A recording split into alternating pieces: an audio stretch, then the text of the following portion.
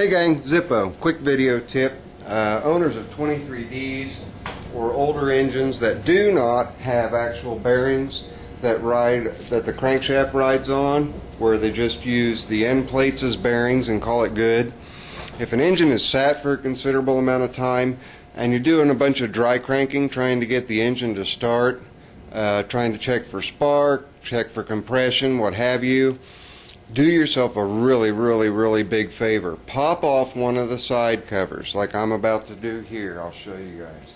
You take your 4 bolts out, it's marked on top so you can reference it when you go to put it back on. Pop that bearing plate off and take a look at it. Take a look at the inside. See how that's good and wet? This one would spin okay and not have any issues, but you don't know for sure if you're going to be spinning a dry engine or if you're going to be spinning an engine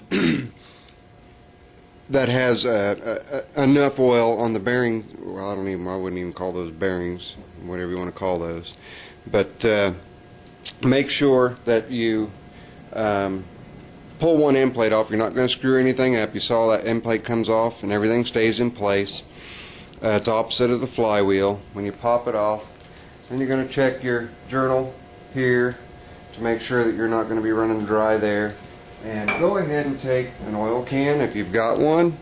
Get you an oil can. Put a little section of rubber hose on it, and then you can get in there and you can literally put your 30 weight oil or whatever oil you're using in the tractor, or in the engine rather, and just saturate everything. Go ahead and oil things up. Okay? Never have too much oil. Get up there in the connecting rod journal and get it back over on the other side, on the other end plate. And on most of these engines there's a little oil hole in these end plates. I'll show you on the plate that I took off, and that's what I'm filling up right now. So hang on just a second here and I'll show you. Alright, now take a look here. This is the top of this side plate. See that hole? And there's another hole a little deeper in there, and they both come through. Get some good light.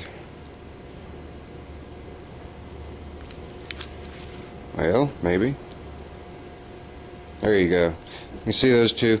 Oil drops down in there, and that's what keeps those lubricated. So make sure you've got everything lubed up real well, and make sure that that's on top with those holes. Those holes I just showed you, they are also in the other cover plate.